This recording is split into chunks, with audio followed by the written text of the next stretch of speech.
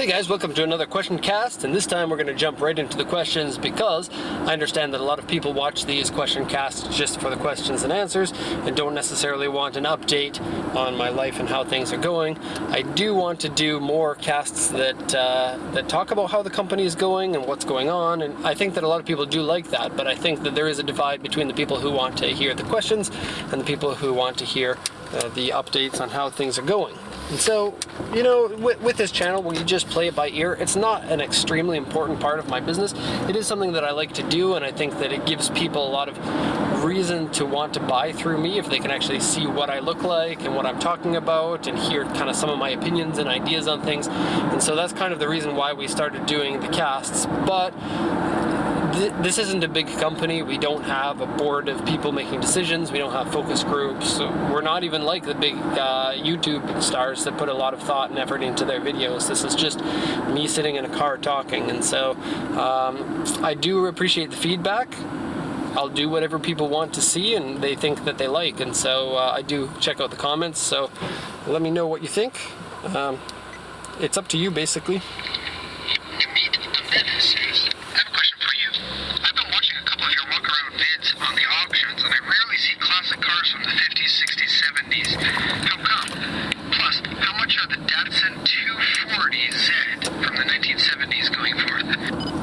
I accidentally pressed the play button when I thought I was pressing a different button, so we jumped right into the questions there. Okay, so why don't you see cars from the 50s, 60s, 70s? Those cars are definitely at auction and you can buy them, and Japan's a good place to buy those cars from. The thing is, compared to most buyers, very few people are looking for those types of cars from Japan.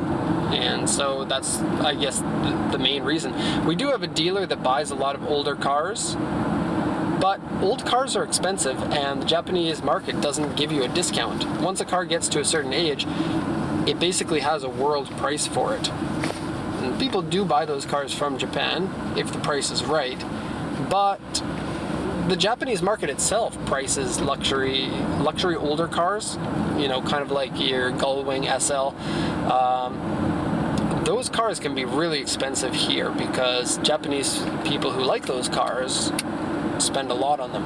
The thing is a little bit funny because here in Japan, people don't like old things unless they get old and classic, and then people really jump all over them. But because people regularly don't like old things, the amount of old cars that make it to be 25, 30, 35, 40 years old are very few. And so many of them are imported from other countries to service the Japanese market.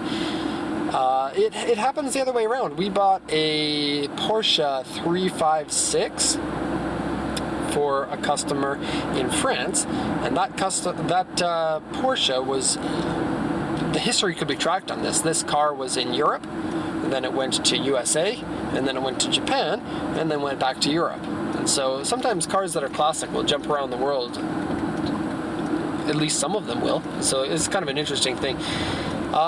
We don't sell an awful lot because cars like that take a special type of person, because we don't get to see the cars in person, and once the car is a certain age, and we even see this with 25-year-old cars to the US, cars that are over a certain age have so many different things that could be wrong with them that the auction sheet just can't put them all in there.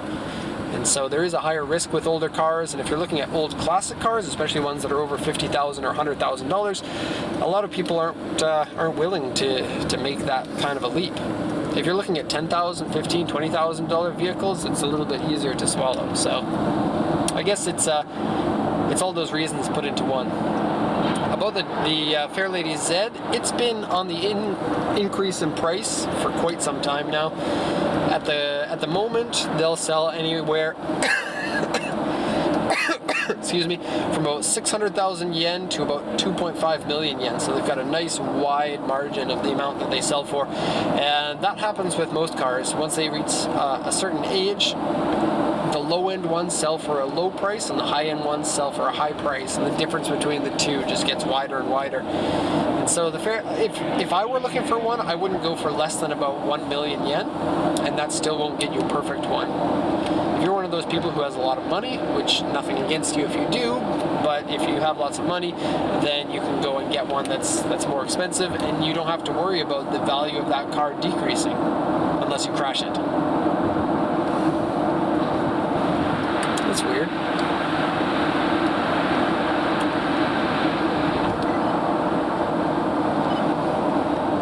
Okay, I don't know what happened there. John Blissett says, "Hi Derek, what is the best time of year to visit Japan? No! Where do you recommend visiting?" No, I'm sorry, not you, John. This one. And we get to listen to the first question again. Today's been a rough day, actually, a very rough day, and so my mind is scattered at the moment. Meet Amanda says, "I have a question for you. I've been watching a couple of your walk-around vids on the auctions, and I rarely see classic cars from the 50s, 60s, 70s. How come? Plus, how much are the Datsun 240Z from the 1970s going for?" Astro Papa says, "Derek, is your wife as passionate about cars as you are, and why doesn't she work alongside you in your business instead of the school?" My wife used to pretend she was into cars when we were dating, but then once we got married, she wasn't into cars anymore. Funny how that happens. But no, she's not really. My wife's Japanese, as most people know, and when we were first dating, she wasn't interested in cars, but she was interested in me, and so that made her interested in the things that I was interested in.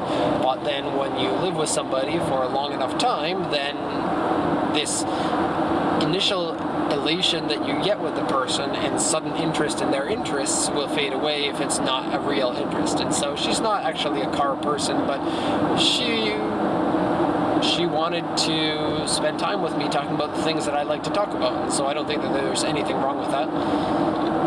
Why doesn't she work in my company? She used to when the company first started, and she helped the company get off the ground, and I certainly couldn't have done it without her.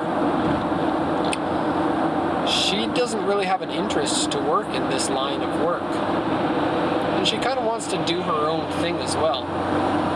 So I think it's cool if she works for her own company. The type of company she has, which is a small English school, it's a lot easier to make money doing that than it is doing what we're doing. And when I first moved to Japan, I worked as an English teacher in a school that uses a similar system that we use in my wife's school now.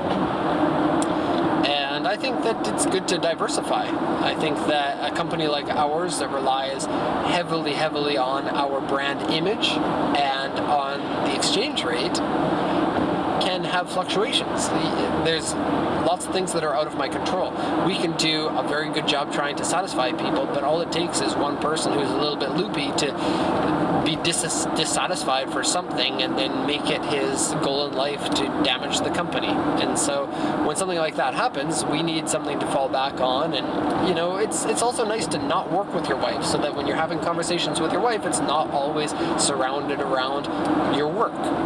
Because at the moment I work so much that I don't get this luxury, but I want to be able to go home and have conversations or have a dinner with my wife without having that conversation surround around anything that we have in common with work. And so I don't think that I could have a fulfilling relationship at the same time as have an excellent company. And so some people might be able to do that. I think that has to do with my personality and her personality and the way that we would work together, but that's just the way that I feel. And I think that it's great that she's got her own business. It's only 2 years old. It's not making any money yet. In fact, it's bleeding money at the moment, but it's got a bright future and things are growing and things are going well. So I don't have a problem with what's going on with that. The only thing is, now we're a double income family.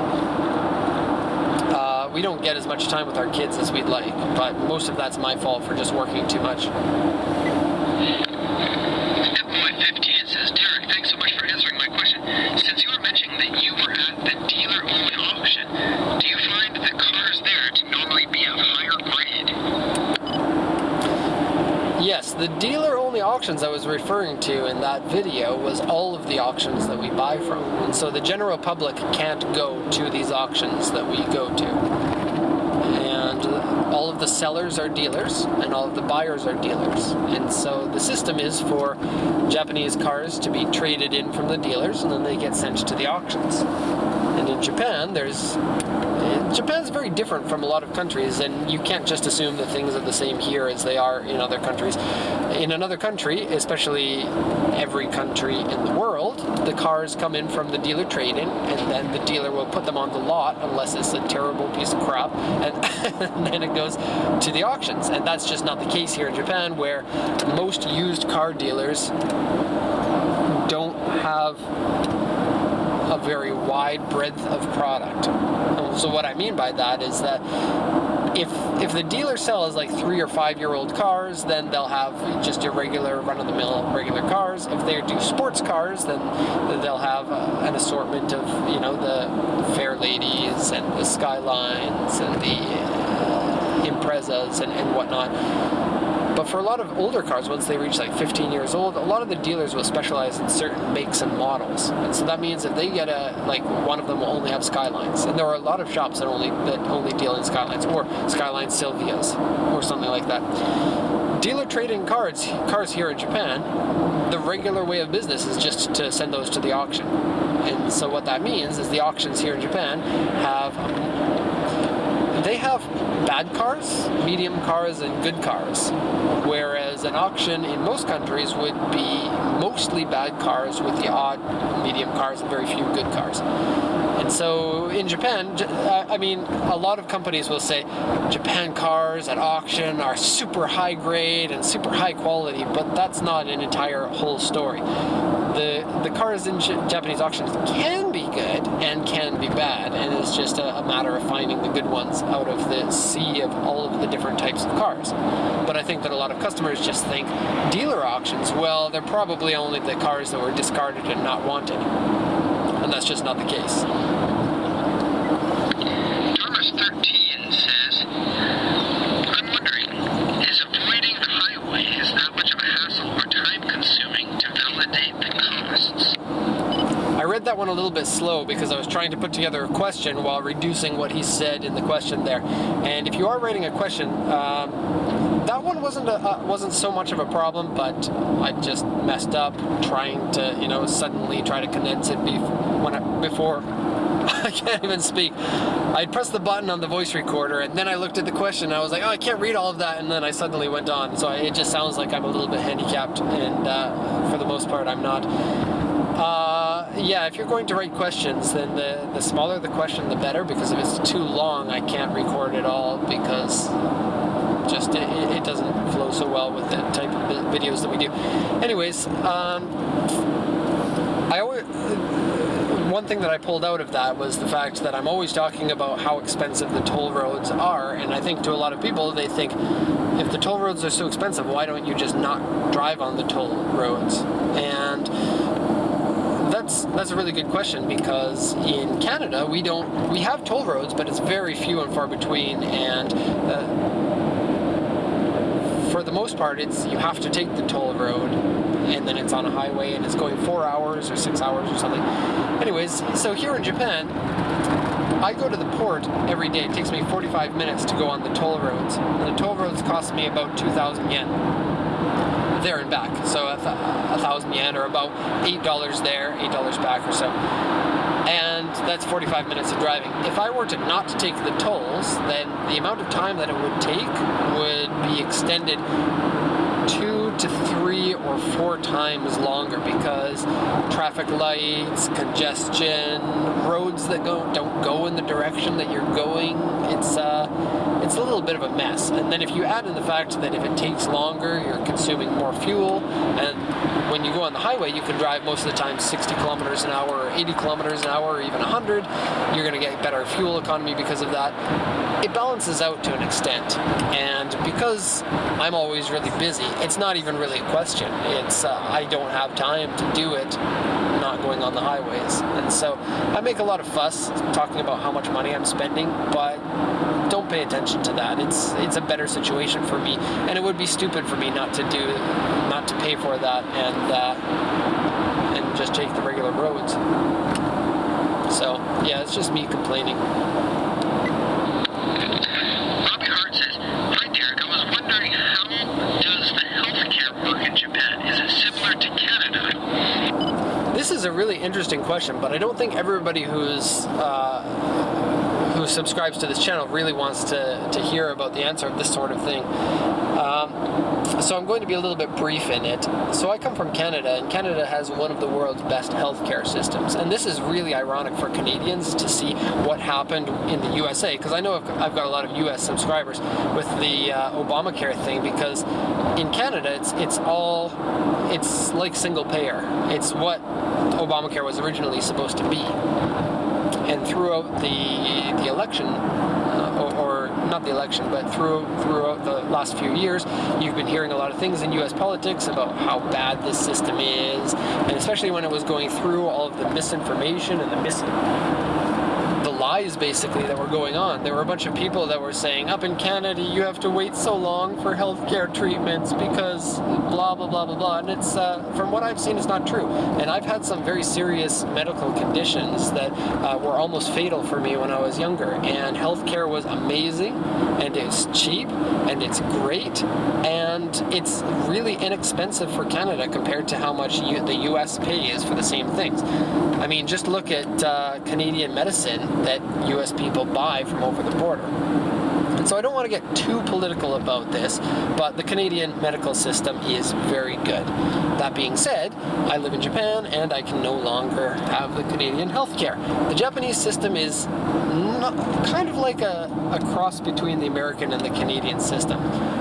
You pay a monthly fee, but it's mandatory, and so your employer has to take off half of this off of your paycheck. So the employee pays 50% and the employer pays 50%. And at the moment, because I'm the employer, then I pay for everything, and the cost is, for me, about 60,000 yen per month, and that's for supporting myself, my wife, and my 3 kids. If your kids are under a certain age, and I believe it's 18, or it could be 20, then the medical covers everything for them. And that's great. If you are an adult, then you get 80% coverage, I believe. And so every time you see the doctor, you still pay the doctor, whereas in Canada, you just see the doctor and it's free. And medicine, I think, is also 80%. I don't get an awful lot of medicine, so I'm not too worried about that.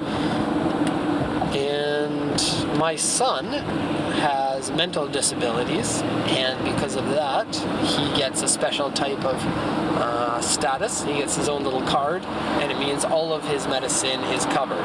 And so that's nice. The government also gives you a little monthly bonus, and I think we get like 15,000 yen, or about $120 per month as a bonus, but that depends on your salary grade and the level of the disability. So my son's got Down syndrome, which is a fairly mild disability, and although there could be extra costs because of that, they usually wouldn't be very big. Like, people with Down syndrome can naturally be more affected by health conditions, and so there is that.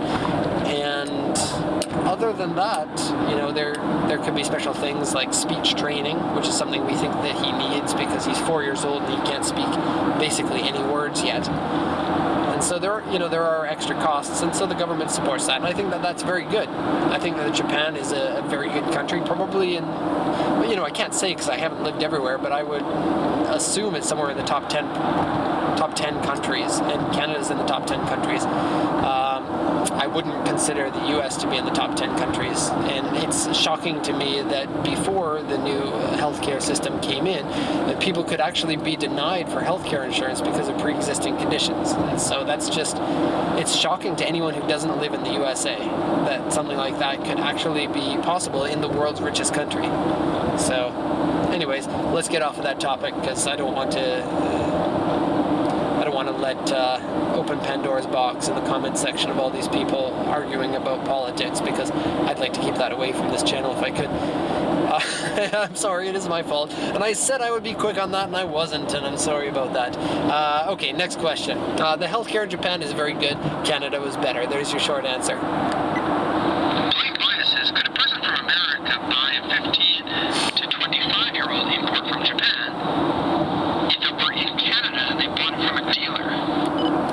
was bad at reading that question. So what he wants to know is, can you, like a dealer that's in Canada that imports Japanese cars, like an R33 Skyline, and it's a Canadian car and it's registered in Canada, can you then import that into the USA? And the answer to that is no.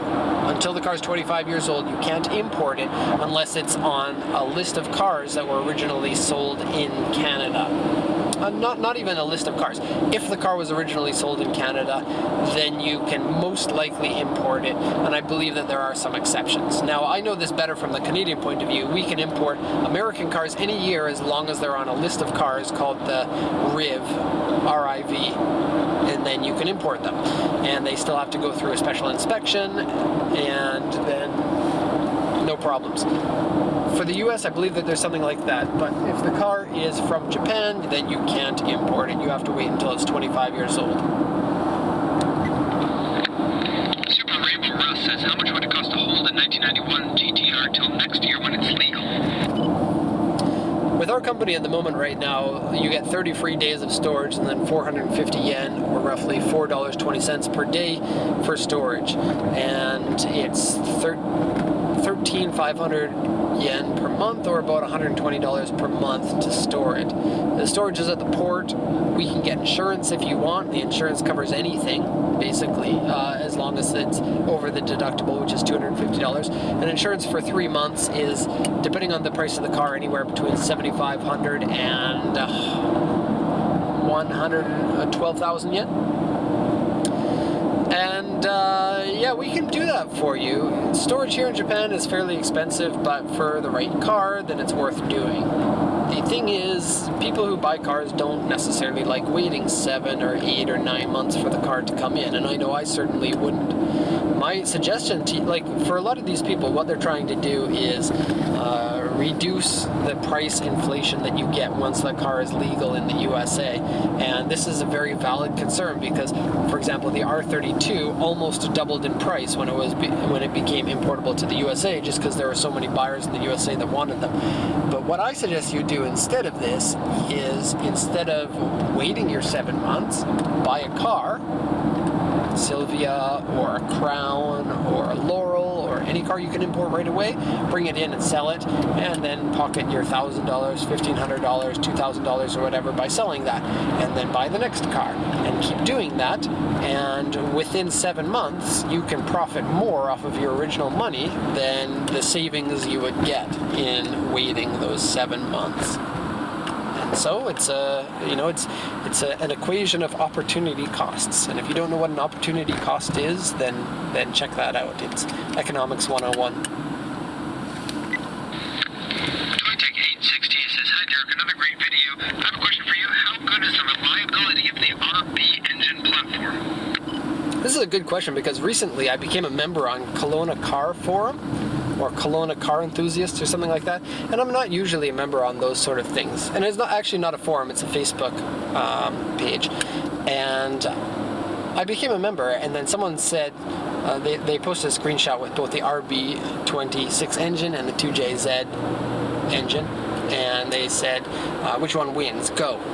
And I really don't like that, picking one of those two. And I know a lot of people do because they are the engines they get naturally compared to one another, but they aren't as similar as people think that they are, especially if you've driven them, because, you know, most people, they pick their choice without having driven both engines.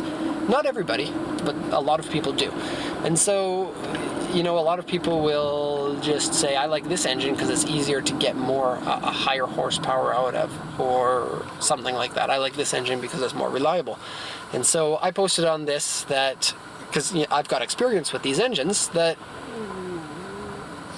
my point that I was trying to say was that these engines are very different. The RB26 is good because of this, and the Toyota engine is good because of this. And then it created this poo storm of people saying that I didn't know what I was talking about, and that was the last time that I commented on any posts in that forum or that group, because I can't stand that sort of thing on the internet. And I know that the internet is full of that sort of thing, you know, people yelling and screaming at each other, but I don't have time for that, and I don't want to be associated with any group that has such a a large percentage of people that want to be keyboard warriors and prove other people wrong. And it's funny because we get comments in the comment section on my regular channel quite frequently about just those same kind of people.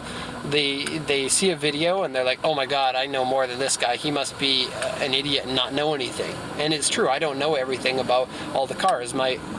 I don't spend really any time reading up on cars these days because I'm so busy doing work. And my work is reading up and helping people with cars, but you can't know everything about cars. And just because you don't know something about a certain car doesn't mean that you don't know everything about that. This person's an idiot. He doesn't know anything about cars because, he didn't know this one trivial little piece of information. But anyways, going back to this story, the one thing that I posted was that the RB26 is more like a race car engine than the 2JZ, which is absolutely true, and for better or for worse. And a lot of people think that, or at least in that forum post, thought that by me saying that, I was rooting for the RB26 team. But I don't have a preference. It depends on what I'm going to use the engine for. And the RB26 is a sportier engine. And by sportier, it doesn't mean it's got more capacity to have higher horsepower. Of the two engines, the 2JZ can probably give you a more reliable high horsepower number. But I kind of laugh on the inside at people who only care about high horsepower numbers, because I would never want a 900 horsepower car. I think the idea of that is ridiculous, to be honest. I think it's cool if somebody else does it, and I think it's impressive, and I want to give those people props. I don't want to be one of those people saying, oh, your car has 900 horsepower, you're an idiot, because that's not true. People who have 900 horsepower, their cars are really, really cool, but that's not what I want in a car. And so I think that's something that is difficult for people who don't have a lot of experience about the automotive industry as a whole would automatically assume. And so the RB26 is my favorite of those two engines, and I don't like to pick favorites, but it's the one that I prefer because it is more of a hardcore engine. And part of that is the fact that it is less reliable. It's quite a bit less reliable, unless you count oil leaks, because the 2JZs leak like crazy. It just feels better when you rev it. It's just like, yeah, I'm gonna go, and it's noisy and brash, and it's the ITBs are something that I think every engine should have, but people don't put them in the engine. And one of these points that this guy said on the forum, he said, it doesn't matter about the ITBs because most people who are serious should convert over to a single. And I'm just like, okay, facepalm, nobody converts over to a single. I've seen like 400 of these engines because that's my job. I have not once seen a single throttle body converted RB26 engine. Why would you even do that? So I can understand what he's talking about, because in each individual throttle body there would be one butterfly valve, and with 6 butterfly valves, that center piece in the middle that holds your butterfly valve would be 6 pieces of restriction, where you can have only one if you go to an individual throttle body. But that's not really, saying people who are serious about tuning this engine always go over to a single. I wouldn't want to go over to a single because you lose the benefit of having ITBs, and all great race engines have that may be going a little bit too far, but many great race engines have individual throttle bodies because response is so much more important than your outright peak horsepower, and that's why the engine feels sporty. The Ferrari engine, Top Gear famously did the Ferrari versus the Camry engine, and in a drag race, and the Camry won. I think it was against the 348 or something.